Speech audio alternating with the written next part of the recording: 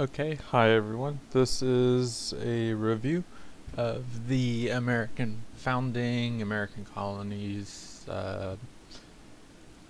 and the Constitution. Some of this we haven't gotten to. If you happen to be reading this or watching this right after it comes up, but we'll get to it soon. One thing to keep in mind in general for class is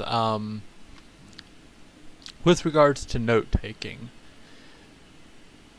It's one of those skills that you have to develop over time, but for a portion of the class period, the lectures, think of it as I'm telling a story, and some parts of the story are a setup, context for the important part of the story. So, not to say that everything isn't important. It's important to pay attention to everything in class. But some of the stuff is important just that it gets you to the real important stuff. It provides you the context, the background for why something happened or a particular concept. It makes it so that everything doesn't come out of the nowhere, out of the blue. For example, I'm going to skip over a lot of stuff in the beginning before the revolution so I can get to some of the meatier explaining of perhaps more difficult concepts. But what I talk about in at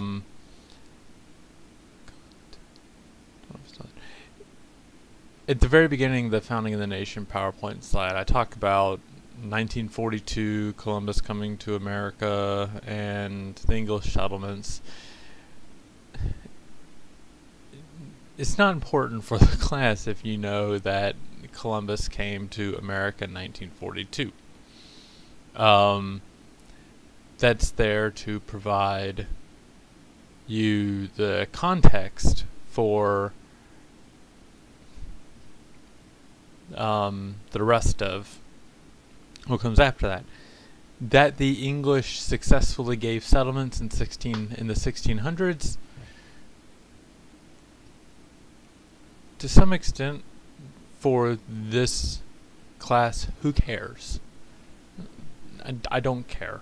The reason why it's important is that it provides you that background so that when we come to the important stuff about the American Revolution, it's provided within a historical narrative. You're like, oh, this came to this, and now we're getting to the meaty stuff. Something to keep in mind. Okay. The first government in the United States was the Articles of Confederation. It had strong state governments. It had a national legislative branch. However, the legislative branch, though it had duties to carry out, didn't really have an enforcement mechanism for those duties, so it made it very weak and ineffective, and it couldn't respond to various crises that developed over time. Okay. One of the important things I think to note is the American colonists thought of themselves as members of their states lots of times before members of a unified United States. And that's important just because it gives you insight into the political culture at the time, which is why we could have such an ineffective government as the Articles of Confederation, and why there would be a lot of resistance to changing it.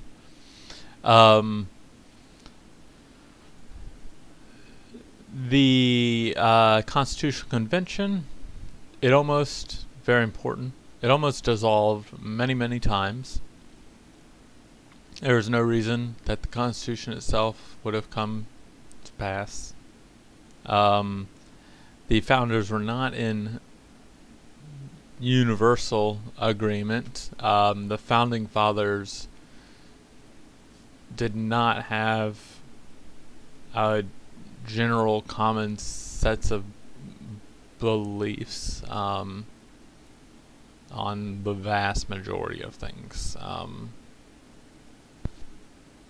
Thinking about it, they probably thought men were generally superior to women.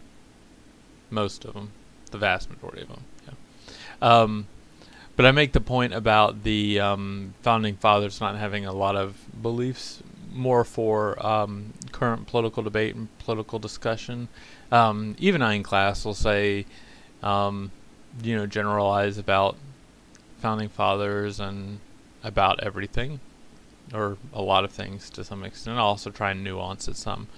But when you listen to the radio or watch the TV or read the newspaper, you often have politicians saying the founding fathers blank. The founding fathers blank, those people are not, for the most part, political scientists or historians or academics in any sense of the word. They are trying to make this appeal to authority, to make their particular position seem more supportive or more supported. If they can say the founding fathers believed in Jesus, that somehow, to lots of people at least, lends credibility to their argument and to their particular worldview, to the politician's worldview, even though that's simply not true. So, it's there a little bit to give you some ammunition to look at the news and look at politics with a more critical eye. Some of the disagreements are on the PowerPoint. The two big ones that are often mentioned, often talked about, important to know. The Great Compromise, also known as the Connecticut Compromise. The legislature, what we call the Congress, is the branch of government that makes laws. Some colonists wanted a legislature that where the state had representation in that legislature based upon the population of the state. Other states wanted the states to have representation in that legislature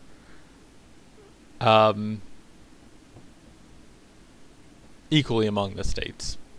One state, one vote, one state, two votes, whatever. Virginia, the Virginia plan, Virginia being the most populous state, wanted it to be based upon population.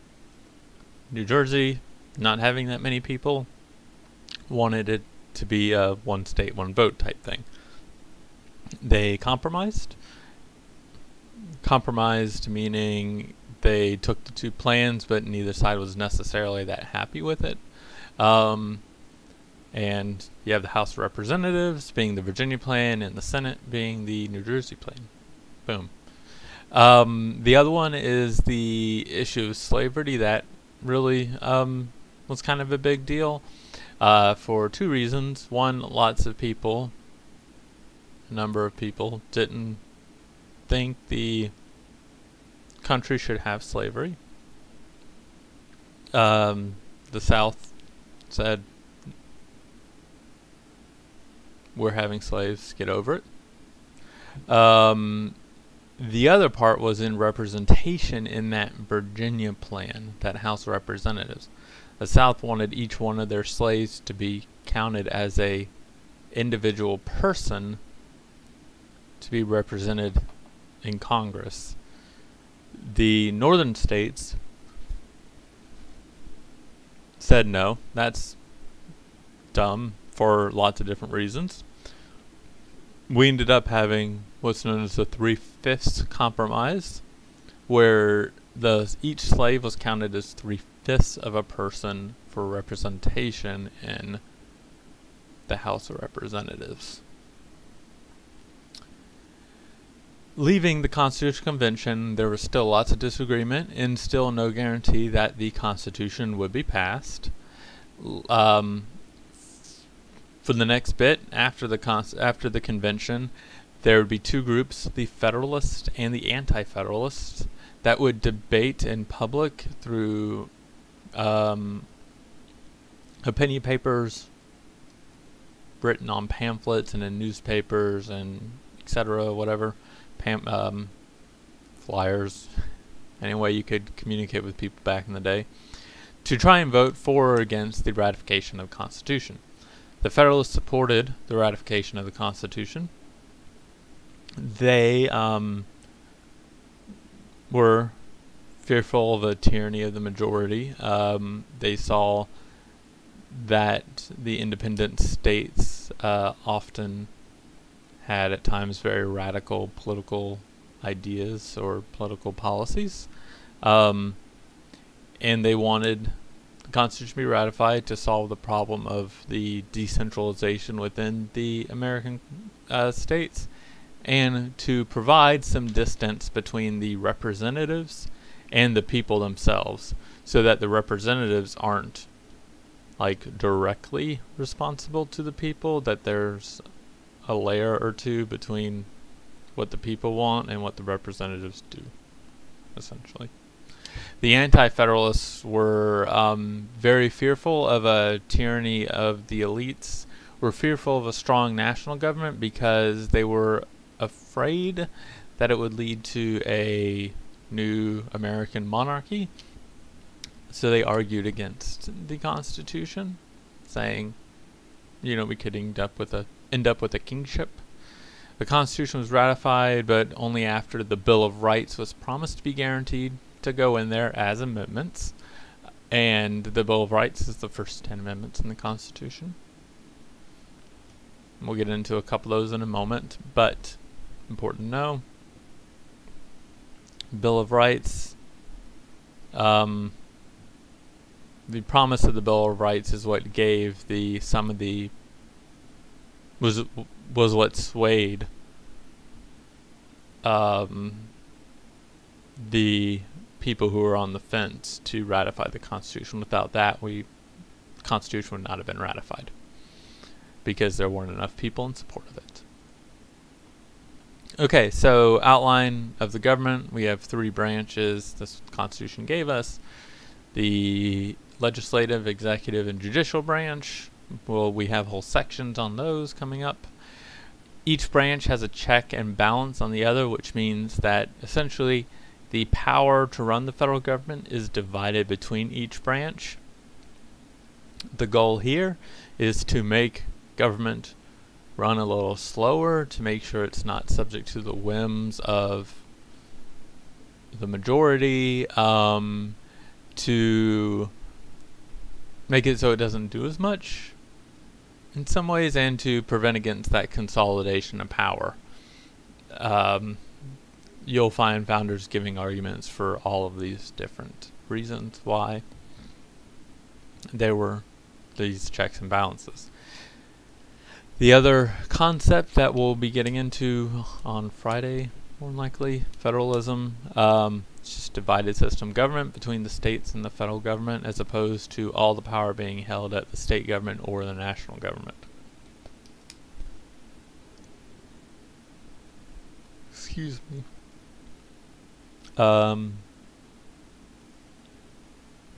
Okay, so for Congress, for the Constitution, one of the most important concepts I want everybody to get is that what the Constitution says isn't written in stone. And what I mean by this is words mean different things to different people.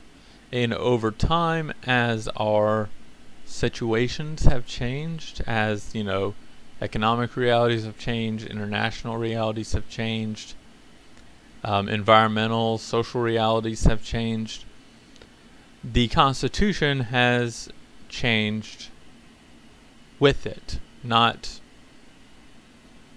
necessarily specifically in its words, but in what those words mean to us. The Constitution in a lot of ways was written deliberately vague so that, one, when it would have a better time of being passed because people could read into it what they wanted to some degree. If they were very, very specific, like this word means this word means this, then all of a sudden those words have real meaning that can't be changed, and people can't read into it what they want to, and there's less support for that thing. We'll talk about that in public policy and why certain laws get passed in ways they do, because it's very much makes a difference, or it still matters today. But so the Constitution is written in this deliberately vague way. One, partly to make it easier to be passed, but also it allows it to be a more enduring document, because what fits the needs of 1789 isn't what fits the needs of 2014. And yet we still have the same Constitution. The reason why we can do that is because the interpretation of the Constitution is debatable, and that interpretation can change over time. I'll give you a couple of examples. One is the General Welfare Clause of the Constitution, and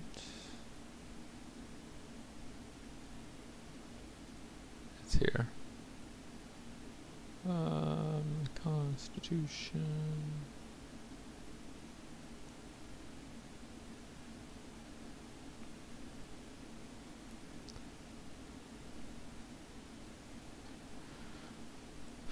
I didn't think I would pull this up.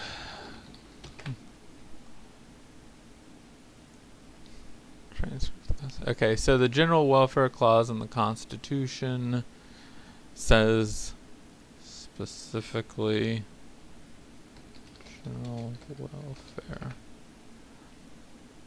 Congress, so it appears in various different places. The phrase general welfare.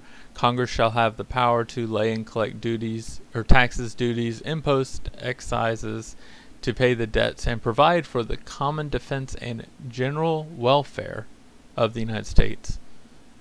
But all duties, imposts, and excises must be uniform throughout the United States.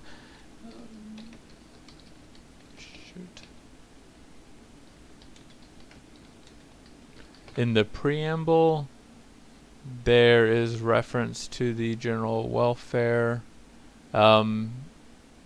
We, the people of the United States, in order to form a more perfect union, establish justice, ensure domestic tranquility, provide for the common defense, and promote the general welfare, and secure the blessings of liberty to ourselves and our posterity, do ordain and establish this Constitution of the United States of America.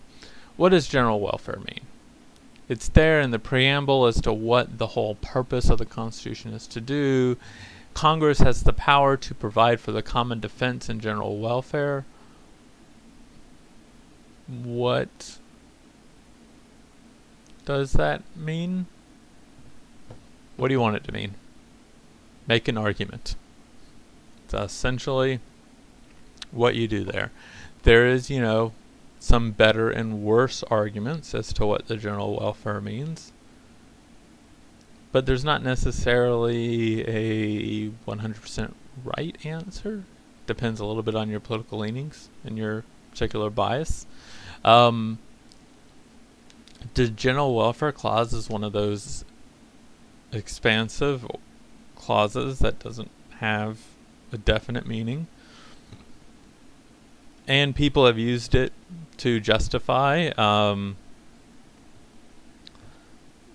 things like used it to justify a universal healthcare program, for example. Minimal income.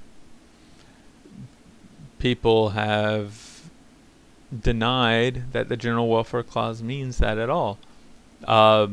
People have said that, listen, the Constitution lays out a number of the specific powers that Congress has, and the general welfare is just sort of a nice, say, turn of phrase to describe why Congress has the power to do the things that are specifically in there. It's a rhetorical flourish. What you think it means is kind of up to you. I have things I think it means because I have an opinion, just like everybody, but there it is. Interstate Commerce Clause is an important clause in the Constitution. This is a little more definite. It's that Congress has the power to regulate the commerce in between the states. It sets that before the states were, enacting economic barriers to trade to favor their own state. Now Congress regulates any trade between states, and it doesn't and it won't allow that sort of thing anymore, basically. One of the important things about the Interstate Commerce Clause is it helps make certain crime, certain political issues, certain social issues, the interest of the federal government. So if there's a fraud case that takes place only within North Carolina, then it's a North Carolina crime that North Carolina looks into in general. If all of a sudden that fraud case involves people in North Carolina and in South Carolina, it's a federal case. For the Affordable Care Act, the part of the justification for the law for the penalty with the mandate was it was justified under the under Congress's power to regulate interstate commerce.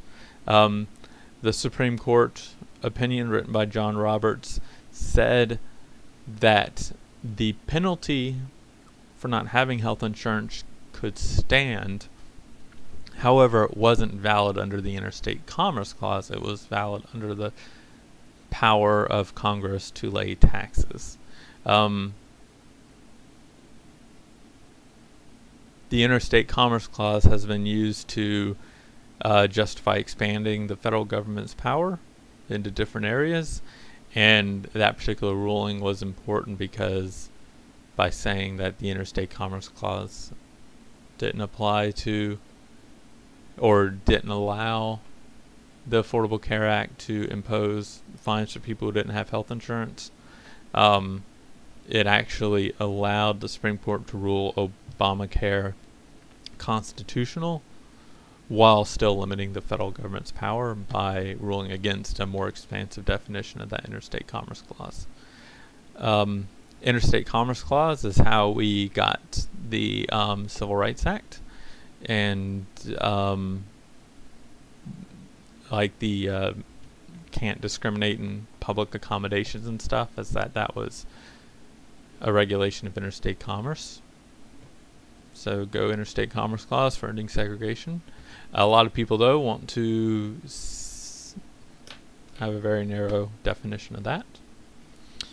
And again, it's slightly more clearer than the General Welfare Clause, but not super clear. And it's an example of how the Constitution can be interpreted. The Necessary and Proper Clause is another one of those expansive clauses in the Constitution where Congress after they list these very specific things Congress can do, Congress can now to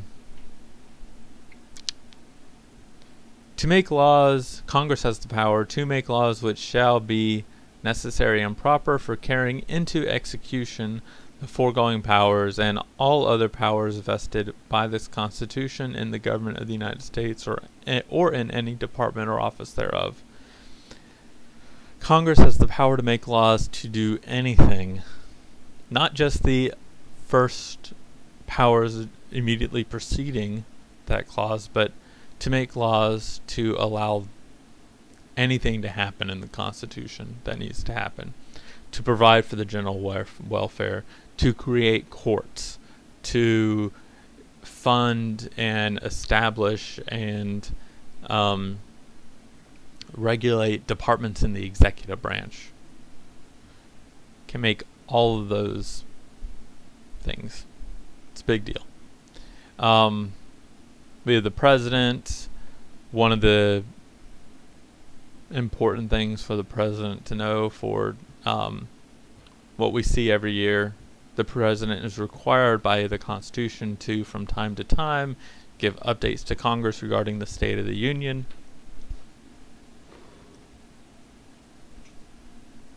That wasn't necessarily meant to say every year, but from time to time. It's become every year, and it's become every year, in late January? Sometime late February? Something like that. The president gives the State of the Union address, which everybody watches, and it's a big public policy speech, and it's super exciting if you're me. So, the Supreme Court's in the Constitution. It's very important to notice that the only court established by the Constitution is the Supreme Court. Every other court that we have is not in the Constitution. The only court that's in the Constitution is the Supreme Court. What is in the Constitution is that Congress has the power to create other courts as necessary. So the Supreme Court exists. It has the power to interpret laws. Congress can create and vest any other court it wants to. Theoretically, that means Congress can throw out any court it wants to, except for the Supreme Court. A couple other important clauses. Full faith and credit clause basically means that any record-keeping, certificate, judicial proceeding in one state is going to be recognized and valid in any other state. This becomes a big issue with marriage licenses, for example. If it seems on the face of it weird that if a man and a woman got married in Massachusetts, that marriage would not be recognized in North Carolina, that they'd have to,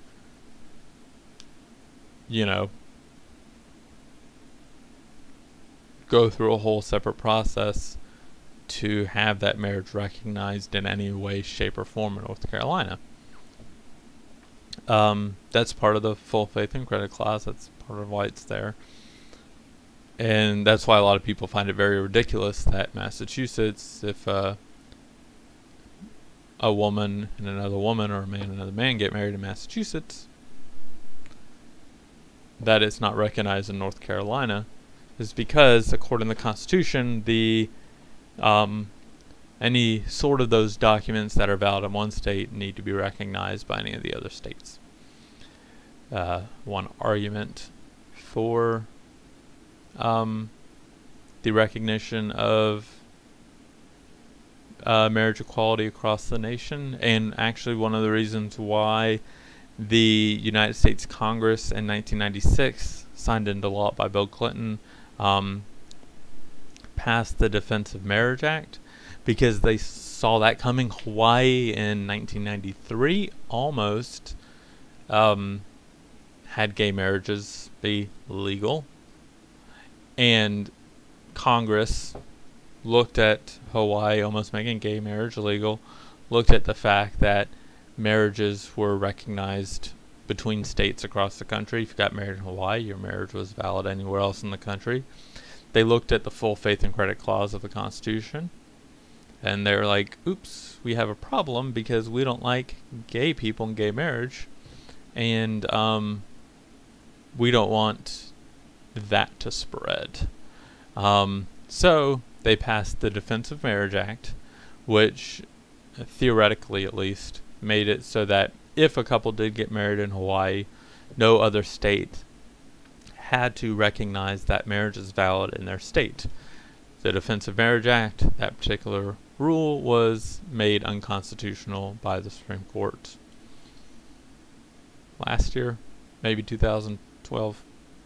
I get my timeline a little confused, but I'm pretty sure it was last year. Okay. Privileges and Immunities Clause. Every person has the same rights and privileges in any other state, as recognized by the Constitution. In the Supremacy Clause, the United States Constitution, United States, or the laws passed by the Congress, are the supreme laws of the land. Supremacy Clause.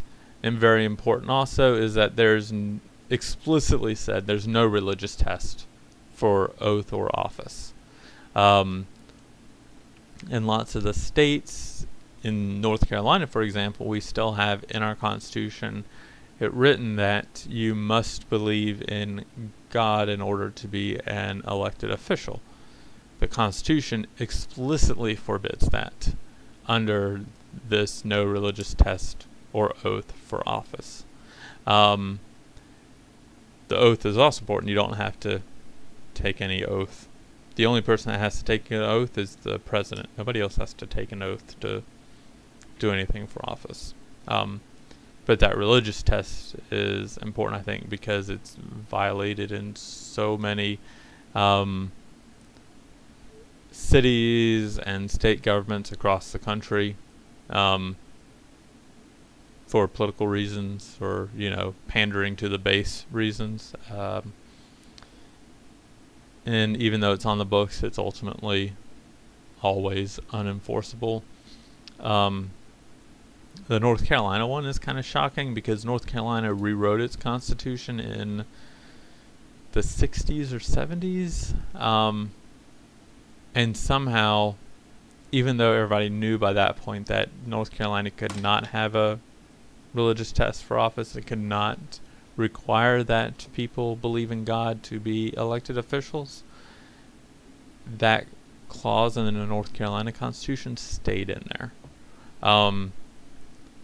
There's a Supreme Court case we'll look at that I think is really interesting, not only for what it says and a number of other reasons, but for a lot of the sort of philosophical arguments that it makes and some of the observation it makes about American society, one of which is that the more closely you get to the people, the more distant the Constitution feels, and the more likely constitutional rights are going to be violated on the local level. So at the national level, one of the reasons why the national government was so effective at combating or enacting civil rights legislation was because at the national level there's more emphasis on the Constitution. All the representatives feel closer to the Constitution. It's more relevant in their lives and lawmaking and such. And so they feel more of a need to make sure they follow the Constitution. Whereas at the state governments, it's not as relevant, or it doesn't at least feel as directly relevant. And then especially at the local governments, the county and city governments, you find really appalling things being passed at those levels that are really blatantly a violation of the Constitution. But they get to do that, or at least they get to do that for a short period of time, because, no offense, but they're elected local politicians, and lots of local politicians are dumb. They don't know a lot about the Constitution and government and such. But there's also that distance from the Constitution, that feeling that they can get away with more, they can violate people's rights, and that's all hunky-dory.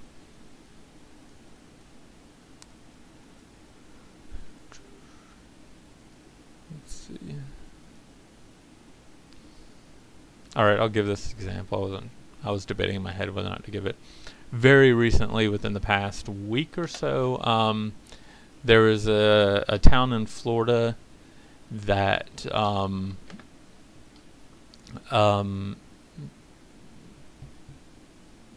kicked a person out of the town, or sorry, not out of the town, out of the city council meetings, because that person did not stand for a city prayer and for the Pledge of Allegiance. Double checking on that. Holy cow.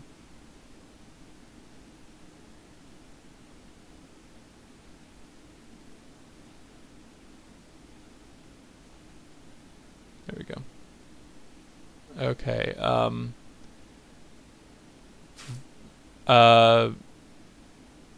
So the mayor and police chief ejected a citizen who wouldn't stand for the city prayer, unconstitutional, and the pledge, also unconstitutional. It was in Winter Garden, Florida. So a member of the city was there to be present at a city council meeting to see what his elected officials were doing. They said everybody stand for the Pledge of Allegiance and for a prayer. Noticed one guy wasn't standing. They said, you have to stand. He said, I don't have to stand. The mayor ordered him to stand. He said, I don't have to stand. The police chief came over and said, you have to stand for the pledge and the prayer. And he said, I guess I'm going to leave then because you're threatening me to stand or to leave. That's way unconstitutional. One of the cases we'll look at will show why standing or saying the pledge is unconstitutional. Forcing anybody to do that is unconstitutional. And why, one, forcing somebody to pray is unconstitutional, which is what they're trying to do, and why prayers before city government are, depending on the prayer, unconstitutional. And there's been some disagreement in the courts about that, about if some prayers are okay or if no prayers are okay. Anyway. Okay. Run through just some really notable amendments. The first set of amendments I have on the PowerPoint slide, 1, 2, 4, and 8. I want you to notice or to note that those are amendments from the Bill of Rights. The first is about freedom of religion, speech, assembly, press, and petition. The second is in order to establish a well-regulated militia, people have the right to bear arms. Fourth is the government can't search your home without a warrant or search your property without a warrant. And the eighth is the right to not be subject to cruel and unusual punishment. About these amendments, we'll notice, or you should notice, or I'll point out, that they happen in clumps, kind of. So there's the Bill of Rights, we have the Civil War amendments, we have the Progressive Era amendments, and we have the post-World War II Civil Rights amendments. Knowing sort of what block the amendments come in can help you identify where each ones go. Bill of Rights, one block. The next blocks, Civil War amendments, 13, 14, 15. 13 makes it so there's no more slavery. 14 establishes that everybody has equal protection and due process under the law. It's a lot of unpacking to do there with those terms, which we'll do later. The 15th is that all men have the right to vote, so essentially it extended voting rights to black people, to recently freed people at that time. We have the Progressive Era Amendments, 1900 to 1920-ish. 16th, you have the income tax. 17th is direct election of senators, and the 19th is women have the right to vote. Other ones come after World War II. The 22nd is that the president only gets 2 terms in office. Now, people may have not known that was the case because everybody generally only ran for 2 terms or only served 2 terms in office. That was an informal precedent set by George Washington that everybody followed. It wasn't until, well, FDR had 4 terms in office, Franklin Delano Roosevelt during the Great Depression and World War II. And then after he died in office, people decided that maybe they should make it so the president only has 2 terms. So they did that. The 24th Amendment bans poll taxes. Poll taxes, you have to pay money to vote. And the 24th Amendment says that nobody should have to pay any money to vote. There's a lot of debate about how that amendment might affect any voter ID law, since for any photo ID you'll need to pay some sort of money to be able to establish your identity. Even if you're not paying money for the ID itself, you will pay money somewhere for your birth certificate or any sort of utility payments or something like that that you might need. There's really no way to make it so that, unless the government just nationalized all this stuff, which would make it not state run but national run, which would anger a bunch of people, probably the same people that want the voter ID laws.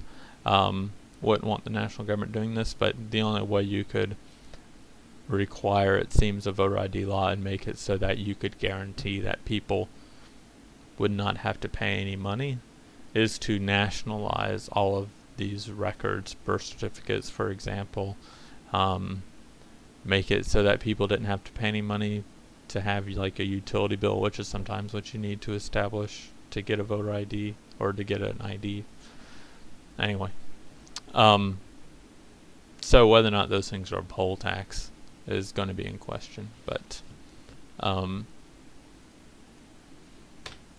that's that. The 26th Amendment is that everybody age 18 and over has the right to vote instead of just 21 and older has the right to vote. Those are Civil Rights Era, post-World War II amendments. Okay, so that's that. Hope everybody had a good Labor Day.